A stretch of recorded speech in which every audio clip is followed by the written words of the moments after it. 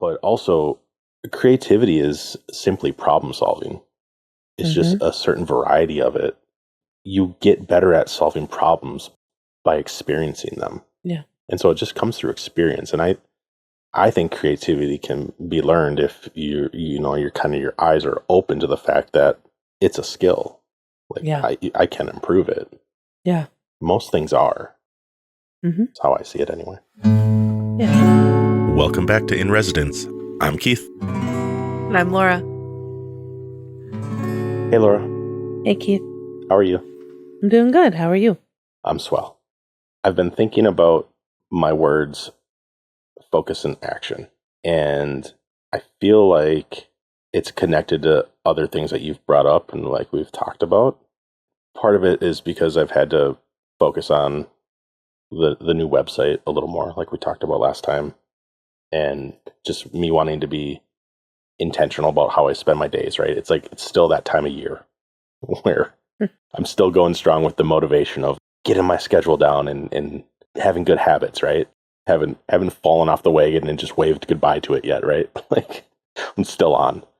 But you had an interesting kind of story about Child 2 and him practicing guitar that I want you to talk about, and I want to see maybe where that goes. Because I think about how do I want my days to be, that leading into how I want my life to be, right? Or what am I growing into? Right. And we're seeing him grow. Yeah. Like, he's taller than me now. He is. And he's like our baby. I know. Right? But I mean, he's our 13-year-old, right? And so it's all mixed up in my head. And I think talking through will help me maybe process through and get my head a little straight and a little more focused so that I can move into action. Yeah.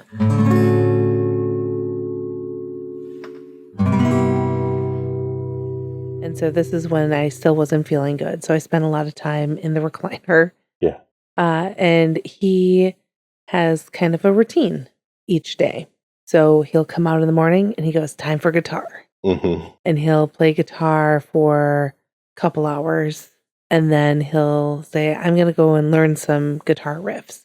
And he'll go to his room where his laptop is and go online and look up different riffs and songs, learn, and songs and learn how to do things. And he'll come back out and he'll do more guitar for the rest of the day. Yep. When he has free time, he's doing something with guitar right now, which is pretty neat. He's very focused on it. He's very focused on it. But through the time when I was sitting in the chair and he'd come and go and be playing guitar, he's also very chatty. Yes. Right? You two are very similar. Yes, we're very similar. So he always has things that he's contemplating or thinking about and wanting to talk about. And he said, hey, Mom, I really have been trying to write a riff that is unique and different. And I'm really frustrated because everything I write, it seems like it's been done before. It sounds like something else. It isn't the something else, but it sounds kind of like it. I giggled so much when you told me that because I'm like, yeah, that's music. I'm like, there's only so many notes in the Western music that we are surrounded with. And I'm like, but it's new to him and it's just dawning on him. But then I was also really happy because that means he has a good ear. Yeah. So he can hear the similarities. Anyway. Exactly. He just wants to write something original. Yeah. It was really great that he was talking about it because normally he's talking about different pinch harmonics and different things that I don't understand as a piano player. Right. And like guitar techniques that he's learning. Yeah. And I try and take it all in, but I felt like I could at least talk to him through kind of those feelings he was having. And so he and I had a really good conversation around Steal Like an Artist. I asked if he had ever heard of the book because I never know. Like, you and him talk quite a bit about things. And I know you've read the book and we've talked about it. And he hadn't. And so I just shared with him that in that book, they really talk about how nothing is truly original, that creative work is often imitating something else, but it's making it your version of that in some way. I don't know if he was totally sold on the idea because he still wants to make his own unique original thing. Yeah, he's still kind of in the feels of not having something original. Yeah. But at the same time, I think as we hear him grow through his musicality, I don't know that I think that's a word, right? Mm-hmm. I do think that more and more he'll realize everyone has influences. Like his favorite band, Polyphia, they have influences. And I even said that because again, in Still Like an Artist, one thing they talk about is who are your heroes and copy them. Yeah. And then make it your own. And you're right, that's music. Mm-hmm. Everybody has somebody that came before them for the most part that they're basing it off of. And for Polyphia, a lot of it is rock, but then a lot of it is classical Spanish guitar. Yeah. You can hear those influences. There's jazz chords in there. He's playing these jazz chords, and I'm like, sound like Joe Pass, man. He doesn't know who that is yet. I might have mentioned it to him the other day. He will, yeah. He's soaking it all up. The idea that when you're doing creative work and creating, oftentimes what you're doing is collecting from various different sources and creating them in a different, unique way. Yeah, like putting your spin on it. And that comes with experience and practice. It's iterative, it's generative. And it's been a while since I listened to Still Like an Artist. But getting out of your own way and this weird idea that, I have to be original, like that's sitting under the surface, even in me still. I understand. I've read books on it. I've read like even Creative Act. Yeah. Why did I blank on his name? Rick Rubin. Thank you. You can see it up on your shelf. I can't read from this far away. Even Rick Rubin's book, The Creative Act. Everything's a source, mm-hmm. right? Everything can be a source, and so not limiting yourself to have to be this miraculous creator. It's more of it's in commune with the world around you, right? I kind of go there, but then all of a sudden I find myself limiting myself. Like that's what writer's block is like nothing's good enough. Like you might be writing, but you're not happy with anything, and you're stopping yourself from, like, it's called the creative act, right? Yeah. Because it's action. Like, you being creative, there has to be some action going with it. And so not getting so hung up on, it's not good enough, or it's not original because it sounds so much like this or that. Or if I still struggle with it, then of course he probably is too. Yeah. Well, and that action piece, I recently went through and listened on Audible. I don't know. I feel like it's cheating when I listen on Audible, even though I know it's not. So great. It is really great, but I'm like, I have to own up. It wasn't sitting down with a hard copy. Yeah. But I was listening to it on Audible. To the book. What book? To the trilogy of Still Like an Artist. Okay. So there's Still Like an Artist, Show Your Work, and then Keep Going. Okay. There's 3 I think books. I might have gotten to the second one, but I don't know if I listened to all 3. Yeah, and it's been a while. And the first one's just really great because it talks about that creativity, originality. One thing I really think is important is they talk about that masterful imitation of who are your heroes, identify who your heroes are, start copying those heroes, and then make it your unique style. Yeah. Because I even think about when I started learning music, I never got into really writing music. I was never all that good. I know we've talked about that. I didn't hear the music in my head. I think you hear music. I think Child 2 hears music in his head, right? I think I feel it as I'm in the process more than hearing it. I'm working on wanting to be able to hear things, whether that's ear training in theory. Like, I really like that he puts up with me talking to him about that stuff. He does. I had a conversation. Somebody asked me if I could see the music. And I don't think I can. Like, I don't have the like where you see music as colors. Like, I can't remember what it's called right now. I have it written down somewhere.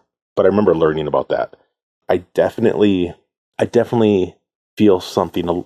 I think it's a little more intense than, like, sometimes, like, when you get goosebumps, right? From, like, hearing different sounds, like, musically. And more than just major or minor, but like when something really pulls at me and I like feel it in my spine and stuff, or like it just it's different than I think seeing it or like having it like in my mind. It's a little more of a feel thing, but who knows what he has, like he's still developing and stuff, so it's exciting to see. But yeah, he does definitely hear the themes, and he does so much by memory or by ear, even on piano. Yeah, he'll come down and he'll play by ear, which is kind of fun to hear. Yeah, it blows me away, and like his technique on the guitar is probably in a lot of ways better than mine. It's a little humbling, but it's also very exciting and fills my heart with joy to see how much he is into it, I guess, because like you can't do what he's doing without being passionate about that thing. Yeah. So he definitely is. Yeah.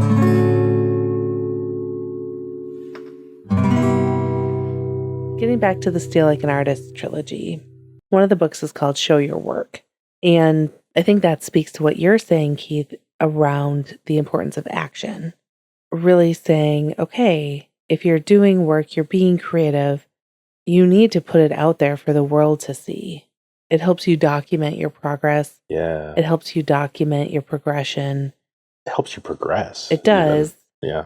And I don't know, I feel like you've said this before, but if you're creating things and you're not putting it out there for others to see, and maybe it's not putting it on social media because that's not everyone's jam. Yeah. Wherever, finding an outlet. Whether it's a state or county fair or your family, you know, your parents or cousins or friends, share your creative work. And I think you said this, Keith, but if you're creating creative work and you're not sharing it, in a way, you are being selfish and withholding something from the world. Yeah. I think you've said that before, right? Yeah, I probably heard that. Sounds like something from Seth's writing. Yeah. The one in Poke the Box that really resonated with me was you not sharing your talents, your gifts, your skills. It's probably your skills or whatever. It's like stealing. Yes, that's it. So that was in Poke the Box. I need to internalize that because I tend to withhold because of the uncertainty of, is it good enough?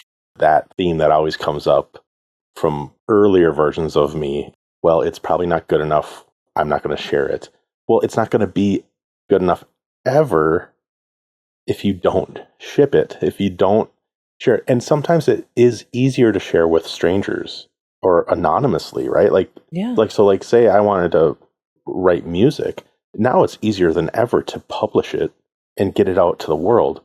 And that could be good enough. And it's more of like holding yourself to maybe a schedule, creating structure, I think, and being able to say, okay, that project is done. Now I'm moving on to the next one. Or maybe I'm doing version 2 of that. But yeah, that's something that I still work on and have to tell myself that it needs to, even if I text it to you, like, hey, look, I did this, share it with somebody. Yeah. And then the next time it might be easier to share it with somebody else or more or in a different avenue or venue.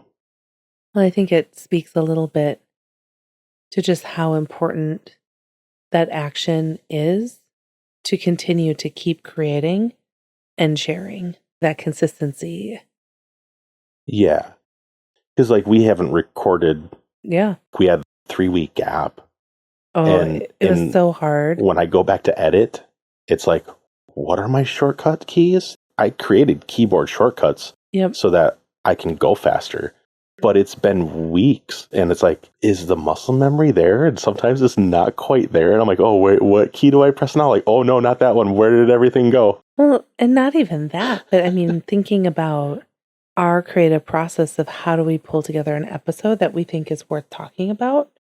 Yeah. Or adding value. Like you and I earlier today, we were sitting upstairs talking about different ideas and what things we had that are kind of sparks over the last several weeks. Mm-hmm.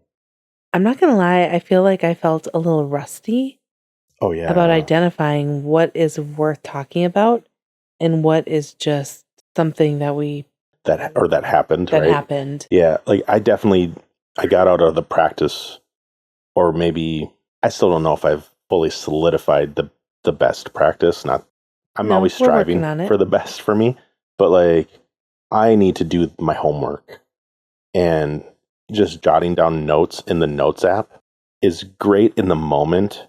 But if I don't take another step and collect all that and connect it, then it's no good to us when we are trying to sit down and say, okay, it's like having a production meeting, but I didn't do my homework. It's like if I was at a job, I'd be fired for not doing my work. And so that's even kind of what I was getting at, like when we started, is like that's why the focus and the action is in the back of my head. It's because I want to hold myself accountable, and I want to be responsible for doing the work, because when I do that, I'll have something to share with others, and then I'll be able to iterate on it and continue to get better. And like, because to me, that can be an oppressive thing. I say to myself, of it's not good, or it's not good enough. But when I say I want to keep working at better, that is the opposite of holding myself back. That's me holding myself to a standard and creating good work. And that lights me up. My voice just changed even. Yeah. I love process. I can tell you're like lit up right now. Yeah. So while perfectionism can be a place for me to hide, if I can tap into that standard and that desire to do good work, I can light up and shine, right? And so finding that balance and being aware of when I'm dipping to the side that's not helpful, or if I'm shining really bright, well, then maybe I'll burn out. Okay, how about we create some white space in my schedule and make sure I have time to relax and to have some play time and pick up a guitar, Mm-hmm. So all that stuff kind of whirls around in my head. And if I don't do the work of journaling about it and connecting why I made a note about some podcast I listened to, it's like I'm stealing from you. Like I don't have anything to talk about because I didn't do my job of like doing just a little bit more work of being prepared, right? Right. So I feel like that comes up a lot with me. Not trying to wing it, Yeah. And one of the things of it being a while since we have done it is it kind of helped us recalibrate. Like we talked about last time, like we recalibrated in January with like having like a dry January. Yeah. Well, us having a little bit of a production shutdown while you weren't feeling well over the holidays, it kind of helped me recalibrate and look at, okay, when this ramps back up, how do I want to proceed? Yeah. The important thing that although we had a little production shutdown, I like how you phrased that, is that we are here and we are continuing to move forward. Yeah. And that we keep going. Not to bring it back to the trilogy, but that's the third book in the series, is to keep going. Is it? It is. Yeah, keep going. So you transition right into that's hilarious. Into that. And they really talk about embracing failures, moving forward through them, finding a routine, a daily process, making sure that you're not taking yourself too seriously. That's something you talked about. Have fun. That's a big one, yeah. Enjoy the process. And no matter what, keep showing up and keep moving forward despite any setbacks that you might have. Yeah. That not taking yourself so seriously is something I've worked on probably over the last year a lot. This is strategy. Seth Godin's book, he talks about, understanding the game you're playing. And the reason that we talk about a project or something as being a game is because then it's not so personal. And I think that's maybe why Child 2, to bring it back to like him playing guitar and wanting to be original. Yeah. Because it feels so serious when you're doing that then it's hard. Yeah. You see People will do like a challenge where they're like, I'm going to write a song a day for a year. Well, you can't do that unless you're playing and having fun and not being quite so serious. Because if you approach writing a song a day dead seriously, you're going to have one song on the first day and you're going to be so upset that it's not perfect that I don't know how you're going to get through day 2. Or just worn out because it's not fun. Yeah. So, because I don't know if I'd worry about it not being perfect, like from my standpoint. Oh, I would.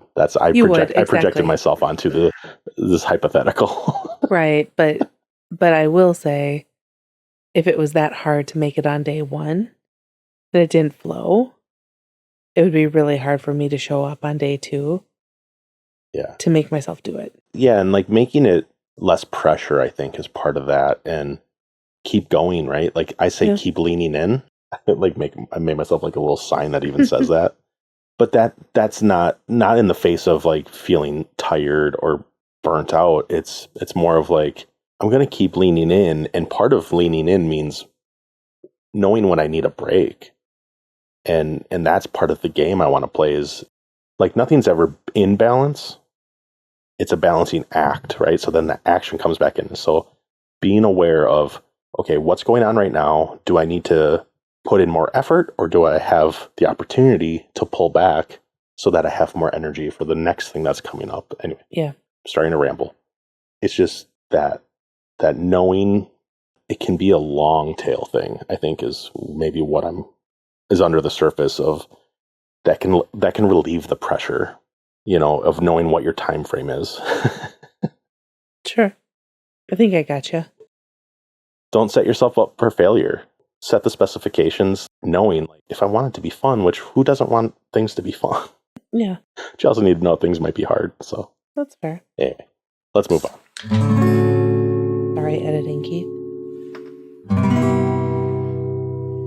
So we've talked about action, focus, and I've really, I think you unknowingly followed the kind of the themes and the path of the trilogy Steal Like an Artist.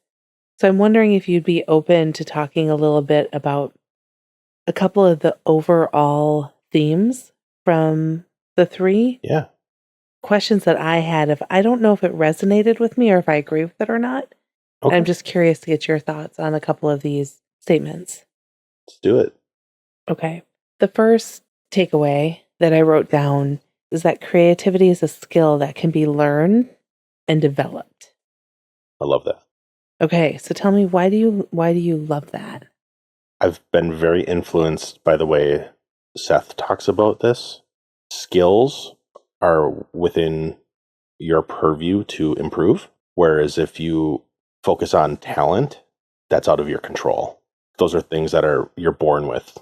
The idea of a skill, okay, something that can be within your control to improve. Yeah.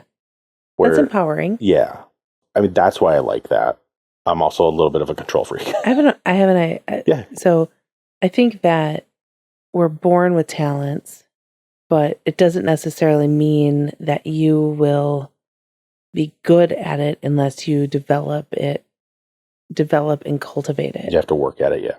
Right. But you might have like a unfair advantage just based on your genetics. So, like maybe an example with me, I have a good singing voice naturally. I think that's a talent, but to be a good singer, I wasn't just born with a good pitch and singing voice. I worked at it and developed the skill about breath support and things like that. Yeah. That's empowering to me. It gives me some control, and based upon my effort, I can improve at something. Whereas if I rely on talent, I might not have it, right? Is kind of what I'm saying. Yeah. No, I get what you're saying. The control freak part of me loves that with effort, I can change a situation. Right? Yeah. The part of me that wants to control things, which also is something I'm working on being aware of, right? Don't try to control the things that are out of my control. Don't waste my energy with Yes.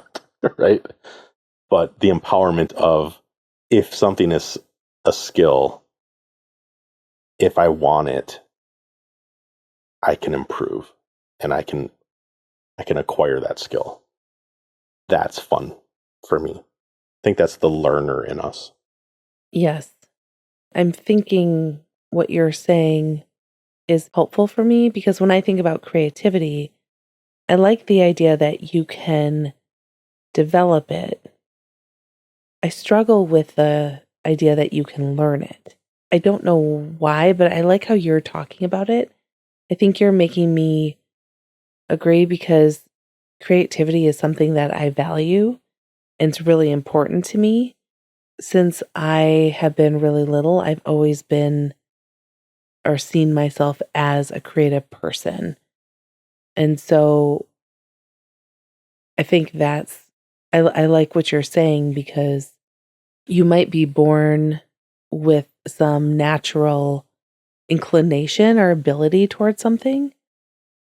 And at the same time, if I don't or didn't cultivate any of it or learn or develop or support that, then I wouldn't necessarily It could wither. be as creative as I feel.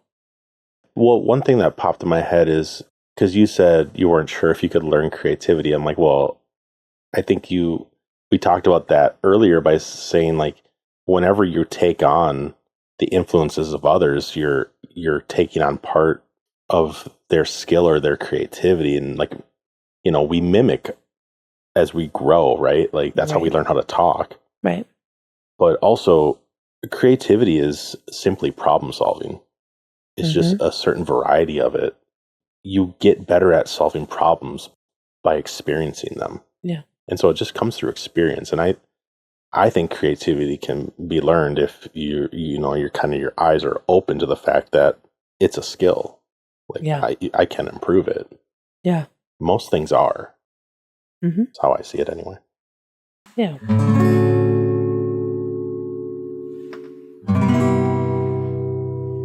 So, okay, if I get into the next one to pick your brain about? Sure.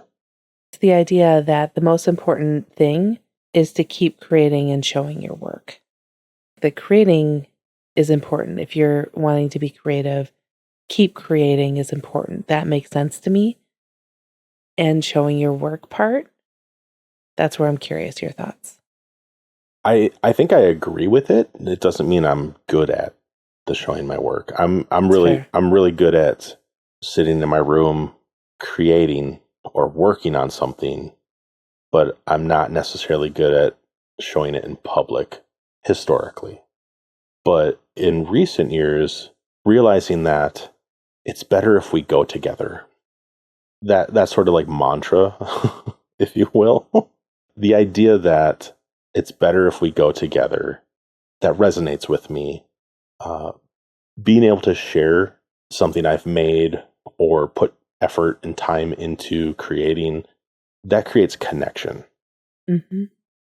And it's really important to me to feel connected to you, to our kids, to friends.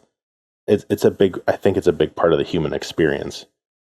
So if I can not take what I'm working on so seriously, it's easier to share it. Right. And just getting over that kind of that fear of what if people don't like it, right? Like that's what this brings up for me. And I still like get shy and embarrassed. Like nobody wants to be embarrassed, I think. Right. And me is specifically do not like that feeling. You don't. I don't either. But some really good things can happen if you take that leap and you go or sing really, really pitchy version of a song at a bar for karaoke, right? Or something, I think it's good to do things like that feel so risky, like inside of ourselves. It's so frightening to go up and like sing a song to a karaoke track, right? But there's no risk there. It's right. Like there really isn't. And so that's kind of what it boils down to for me, is putting myself in situations where I continue to grow from kind of stretching myself and like growing that comfort zone, like we talked about before. Mm-hmm. It's important. Like, and that's a skill. It is. It does make me think, because I know what you're saying, like the karaoke, going up and singing a pitchy version or trying to sing and it's too high or something like that. I really don't like singing karaoke. I know. We've addressed that on here. That. But that's probably why I brought it up. Probably, yeah. But when we're talking about there isn't a risk to it, there isn't. And at the same time, the risk that stops me is the embarrassment. Yeah. Or the I wanted to do better. What will people say? What will people think? And I haven't gone through this yet, but I know you've gone to a workshop and are starting to listen to the book. But Mel Robbins' new book, The Let Them Theory. Yeah. Really, the whole concept, if I'm understanding from the podcast that I've listened to, is if you love karaoke and you're worried people are going to be laughing about you, but you're enjoying yourself, let them. Who cares? Do you, right? Yeah. And I think that's pretty empowering. Maybe could connect to this a little bit too. Yeah, that's really a good way of putting that. It's it not being a real physical threat to your well-being doesn't mean that it doesn't feel that way. And so I'm talking about training ourselves to push through that so we don't hold ourselves back from doing some really important things that if we shared them with the world, somebody would be very grateful and thankful that you did. Like you could change somebody's life if you don't hold yourself back.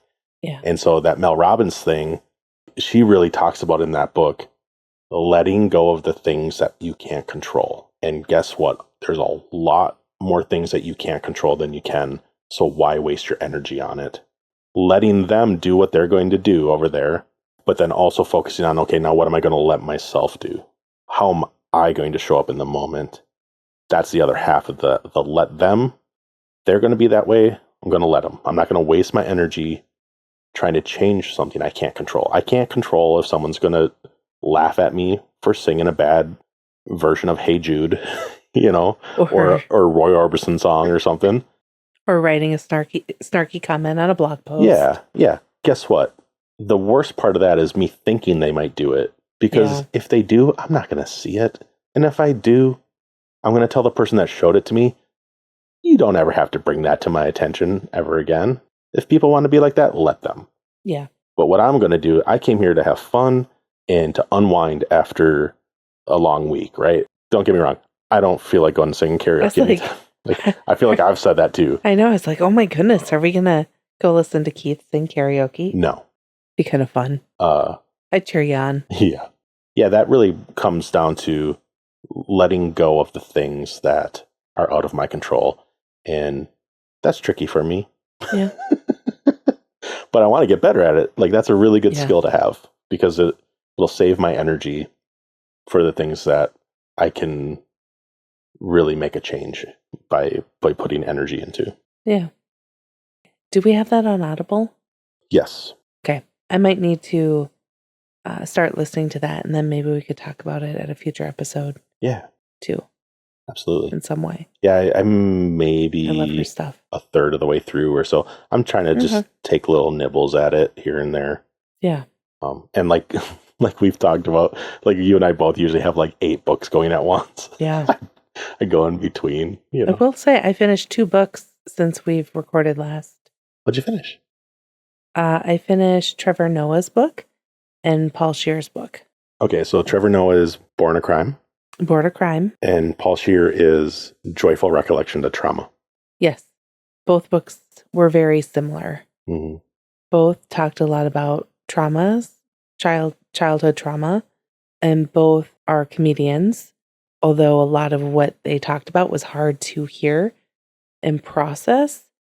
They also did it in a way that was approachable and interesting to experience with them. And they both read it themselves, so that I like when the authors read, because sometimes they're like, well, let me break this down for you. And they kind of go off and tell you more. If anybody wants like a free taste of probably either of them, of Trevor or Paul. Yeah. Both have an episode with Neil Brennan on his Blocks podcast.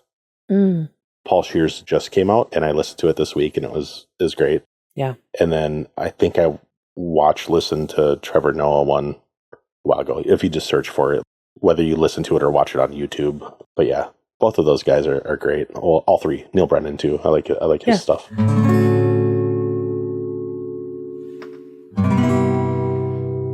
Okay, if I ask you one more high level takeaway from Steal Like an Artist trilogy. Yeah.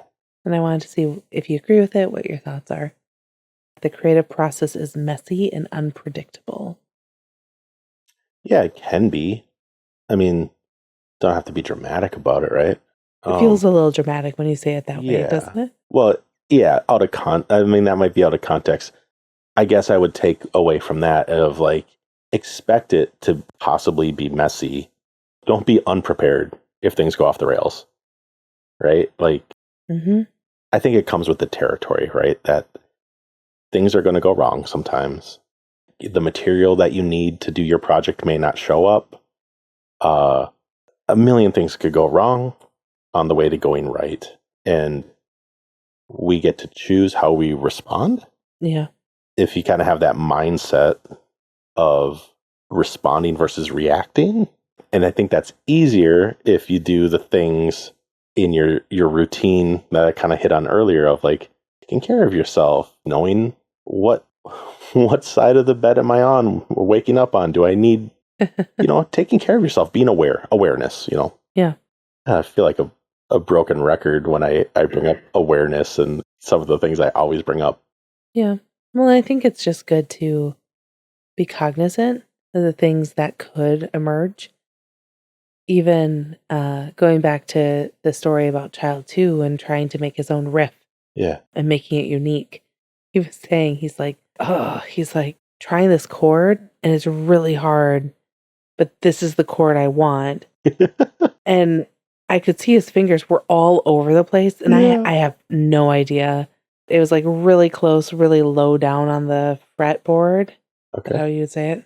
And it was almost on like the body of the guitar. So high. It was on the higher frets. Yeah. Higher pitch. Yep. Yeah. And it was just like his hand was all spread contorted out. Yeah. And he goes, oh, this is really hard to get this, hit this chord after I do this. And in my head, I'm just like, you're making it hard on yourself. You're making it super hard. But that's funny. I think that's where the process can be messy because it's possible that that is the chord that he lands on. Yeah. But it might not be that how he gets into that chord or comes out of it is going to be the way. And so to figure that out isn't figured it out. I did it the first time and now I'm done. Yeah. It takes iterations. Yeah. And sometimes there's got to be compromise. Yeah. Like, I want this sound. It's like, okay, well, you can do almost anything you want if you're going to record it, but are you going to play that live? Mm-hmm. You might not be able to play that live. I mean, he told me about, there's some songs from his favorite band, Polyphia, that we talked about, that he's like, yeah, they don't play that one live very much anymore because it's too hard to play. And I'm like, I just laugh. I'm like, can't imagine writing a song that's so hard to play that you can't play it live. Like, it's just not where my brain comes from. Because I come from, my mindset is like, I'm writing this because I want to play it on stage in front of people, right? But then there's like a whole generation of people that have grown up and you can record in your bedroom with a laptop. It's true. Whereas before it was like you get in the room with these people and you have to collaborate, right? So understand that there's going to be some trade-offs that come along with maybe something unexpected. And I don't want to be lean into my hypervigilance and try to anticipate every single thing that could go wrong. That's not going to leave me in a good headspace. Yeah. That'll mess me up. So I'm more talking about understanding that something may come up and we're going to breathe through it, or we're going to go take a walk and get through it, or we're simply going to be like, oh, that happened. Let's move on. Yeah. Like, you don't know, but understanding that something may arise, like just in the back of your head, just knowing like, you know what? And if it does, we'll get through it. Like your wife is sick and you can't put out a podcast for 3 weeks. Yeah. Yeah. Honestly, at first, that felt a little not great. I'm like, oh, that's not what professionals do. And then in my head, after that, I was like, some people take weeks off for a holiday twice a year for whatever jobs they do. Or some YouTube shows, they have seasons and their season ends and they don't come back for a month and a half. And it's like, just because I said we're going to do a weekly podcast means I can't have a vacation ever. It wasn't a vacation, no, technically, because I was working on when I listen back to this stuff too, quick aside, I'm like, oh my gosh, this sounds horrible. But then when I say that, then I'm nervous, like, well, maybe it still doesn't sound that great. So we get a little hard on myself, but anyway, yeah, it comes up. Well, and I will say, when I was sick, I'm like, oh, this is why last weekend when we were in our apartment, we should have recorded in our closet. Yep. Or maybe we should have recorded over Zoom. Yeah. Maybe instead of going shopping and having a date, we should have done a podcast episode. But I was just starting to feel the scratch in my throat. Yeah. Well, and we can take that with us as a learning experience, and we can say, okay, so if we don't want to have 3 weeks where we're re-releasing something, then we need to develop a catalog of things that are ready for release. Yeah. Before, right? So then that's something we decide. But then at the same time, we don't have anybody really to answer to. Mm-mm. And honestly, if we didn't put out an episode, my hope is that somebody would say, hey, where's the episode? Where are you? Where are you guys, right? Are you okay? They'd miss us if we were gone. Right. If somebody said, hey, why didn't you put out a new episode? Yeah. That would be an amazing response, honestly. That would feel really good. Yeah. Oh, you missed us. And it actually happened once. Something didn't go out on YouTube. Yeah. And they're like, where's the episode? And I'm like, I don't know. It was scheduled to go out. So something must have been wrong with the server or something, right? So I was stressed out. I'm like, oh no, what's wrong? Did it go out on all the podcast players? What did I do wrong? No, it's everywhere, but not on YouTube. And I'm like, okay, it's re-upload or whatever. And then after I calmed down and I was like, okay, not a big deal. It's 3 hours late of when I said it had to be out. Nobody told me when it had to be out. I decided. And then I was just like, that's actually kind of sweet that somebody said, hey, where's the episode? Yeah. I'm like, that's a really cool feeling. Yeah. I don't know if that's ever happened to me before with anything. Hey, where were you? It's oh, it's really nice. Yeah. All right. I'm over it. Yeah. Anything else? I don't think so. Do you feel like we dug in enough? We kind of went on a different bend with creativity, but no, it's good. Do you think we talked enough about the importance of action and focus?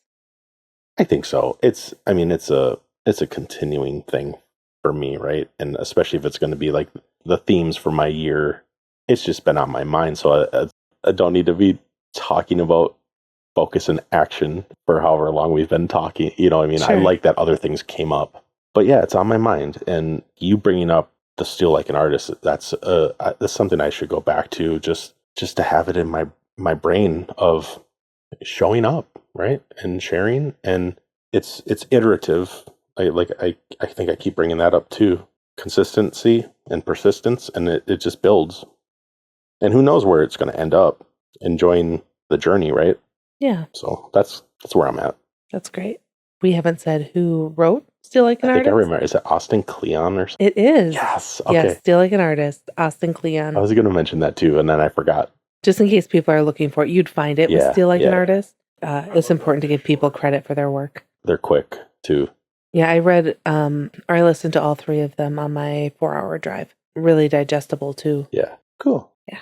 All right, let's get out of here. Sounds good. Thanks, everybody. Thank you. Bye. Bye. Love you. I love you.